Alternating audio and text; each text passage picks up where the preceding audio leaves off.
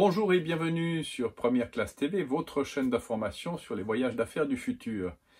Dans cette édition, nous allons analyser les avions électriques, le développement des avions électriques, pourquoi ils ne sont pas encore sur le marché. C'est vrai qu'on en parle beaucoup, on ne les voit pas encore. Nous allons voir où on en est. Ensuite, nous nous dirigerons vers les États-Unis où se développe le futur avion supersonique. On attend tous le supersonique. Nous allons donc voir en deux éditions le développement des avions supersoniques actuels. Dans cette première édition, nous verrons un nouveau parc industriel, nous visiterons un nouveau parc industriel spécifiquement dédié à l'avion supersonique en Floride. Mais tout de suite, l'avion électrique. En théorie, il est possible de remplacer toutes les productions d'énergie sale en énergie renouvelable si nous avions la possibilité de stocker cette énergie pour un faible coût et de manière efficace. Le problème du stockage de l'énergie empêche une transition plus rapide. Dans l'aviation, ce problème est particulièrement criant. Les constructeurs produisent des avions de plus en plus efficients en termes de consommation de kérosène. Mais aujourd'hui, les batteries électriques sont 40 fois plus lourdes que le kérosène pour la même production d'énergie. Imaginons que nous désirions transformer un Cessna et un Airbus A320 en avions électriques, toutes choses étant égales par ailleurs. Sachant que 20% de la masse d'un avion est composée de kérosène. L'A320 aurait besoin de 30 tonnes de batterie et le Cessna de 100 kg. Un moment M. Mais qu'en est-il pour tout un vol ? Pour le Cessna, il lui faudrait 500 kg de batterie électrique, à peu près 2/3 de son poids total. Pour l'A320, on parle de 260 tonnes, ce qui représente 4 fois le poids de l'avion à vide, contre 20% de son poids à vide pour le kérosène. Calculons maintenant le rayon d'action de ces avions s'ils étaient équipés de batteries électriques. Pour le Cessna, son temps de vol passerait de 4 heures à 2 heures. C'est possible et c'est ce qui est produit aujourd'hui avec les petits avions électriques typiques à 2 places. Pour l'A320, son temps de vol passerait de 7 heures à 20 minutes.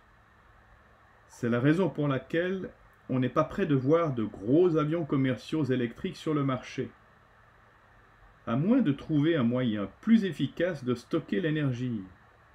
Et c'est là que pourrait intervenir la propulsion à hydrogène. Mais c'est une autre histoire et ça fera l'objet d'une autre série de Première Classe TV.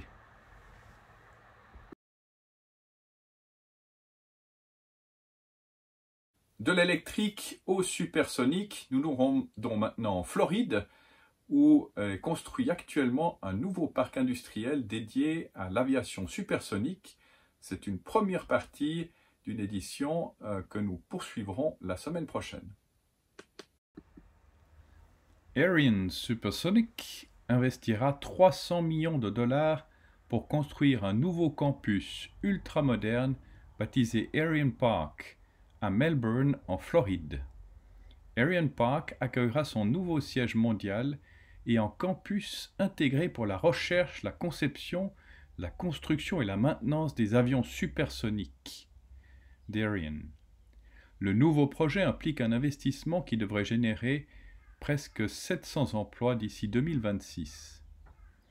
L'AS-2 d'Ariane est le tout premier avion commercial supersonique de construction privée et sera capable d'atteindre des vitesses allant jusqu'à Mach 1.4. L'avion d'affaires de 12 passagers devrait commencer les essais en vol en 2024. Nous construisons la prochaine génération de réseaux de transport à grande vitesse qui révolutionnera la mobilité mondiale sans laisser d'empreinte carbone sur notre monde, a déclaré Tom Weiss, le président d'Ariane. Notre avion d'affaires AS-2, le premier avion supersonique de construction privée au monde, est la première étape de cette aventure passionnante. Ariane inaugurera le nouveau campus cette année. La fabrication de l'avion d'affaires AIS-2 commencera en 2023. En plus des près de 700 nouveaux emplois d'Ariane, l'Ariane Park devrait attirer des fournisseurs aérospatiaux clés au sein de la technologie supersonique, créant des postes pour les scientifiques, les concepteurs, les ingénieurs et les constructeurs d'avions. Cet endroit de Floride abrite les pionniers de l'exploration spatiale, et maintenant s'ajoutent les pionniers du transport supersonique durable. C'est ainsi que se termine cette édition de Première Classe TV. N'oubliez pas de cliquer sur j'aime, n'oubliez pas de vous abonner, de partager cette vidéo. Nous nous retrouvons la semaine prochaine avec la suite de l'aviation supersonique et nous découvrirons les autres projets qui existent pour développer ce modèle que nous attendons tous depuis longtemps, depuis en fait la disparition du Concorde. À la semaine prochaine.